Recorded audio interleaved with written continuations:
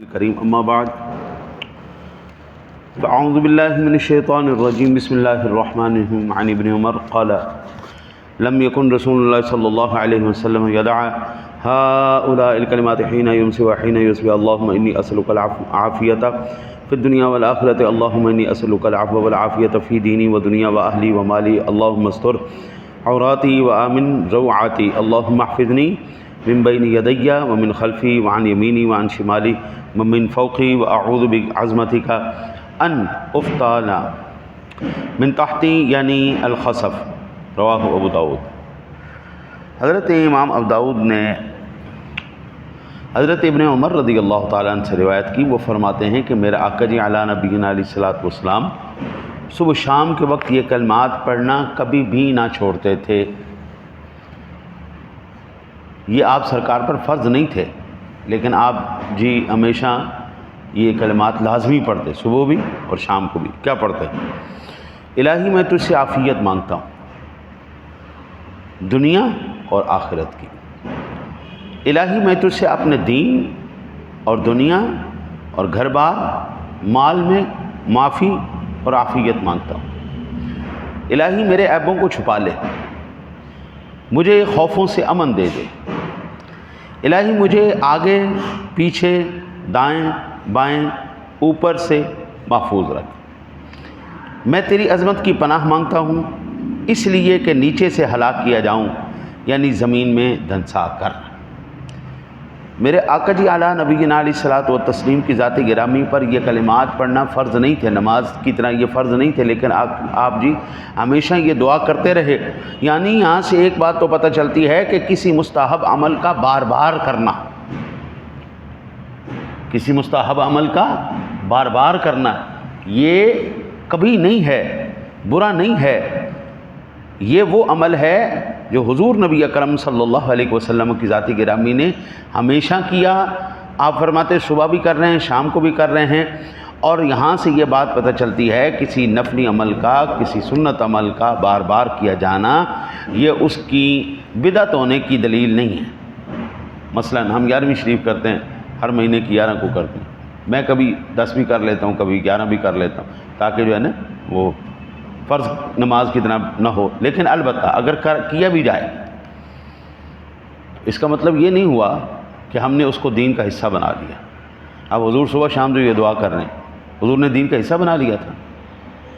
نہیں، حضور کا عمل ہی دین ہے، آپ جناب کا حکم ہی دین ہے۔ آپ نے صبح شام یہ دعا کی۔ ابن عمر رضی اللہ تعالیٰ عنہ کہتے ہیں حضور سفر میں ہوں، حضر میں ہوں، گھر میں ہوں، امن میں ہوں، جدھر بھی حضور یہ پڑھنا نہیں چھوڑتے۔ پھر میرے آقا جی اعلیٰ نبینا علیہ الصلوۃ والسلام کی ذات گرامی نے جو آفات سے پناہ مانگی، دنیاوی آفات بھی اس میں داخل ہیں، ناگہانی مصیبتیں، بیماریاں، اخروی آخری جو ہیں وہ آفتیں، گناہ میں مشغولیت، نیکیوں سے دوری، بے صبری کرنا، ناشکری کرنا، یہ تمام کا تمام حضور نے اس سے پناہ مانگی۔ اب جملہ ایک ہے، میں قربان جاؤں سونے کملی والی کی شان پر اور آپ کی زبان پر کمال کیا جاتا ہے۔ آقا جی بولتے تھوڑا ہیں، اس میں معنی کے سمندر ہوتے ہیں۔ آقا جی بولتے تھوڑا ہیں لیکن معنیوں کے مطالب کے سمندر ہوتے ہیں کہ سبحان اللہ، کیا بات ہے، کیا بات ہے۔ پھر بعض نے فرمایا کہ دنیا کی عافیت گناہوں سے حفاظت ہے اور آخرت کی آفت عذاب سے پناہ لینا ہے۔ آ رہے ٹھیک ہے نا جی۔ پھر اس کے بعد سبحان اللہ کیسی پیاری دعا ہے۔ انسان 3 قسم کی مصیبتوں سے، انسان کے اوپر 3 قسم کی مصیبتیں آتی ہیں، ایک جانی، ایک مالی اور دوسرا عیالی۔ عیالی کہتے ہیں گھر کی طرف سے، بیوی بچوں کی طرف سے۔ ان تینوں مصیبتوں میں پھر 2 طرح کی ہوتی ہیں، دنیاوی اور دین کی۔ گویا کل 6 آفتیں ہیں، ان 6 کی 6 مصیبتوں سے ایک چھوٹے سے جملے میں اے اللہ میں تجھ سے دنیا اور آخرت کی مصیبتوں سے پناہ چاہتا ہوں۔ دنیا کی جتنی بھی مصیبتیں ہیں، دنیا کی جتنی بھی، وہ تمام کے تمام سے آقا جی علیہ الصلوۃ والسلام پناہ مانگی۔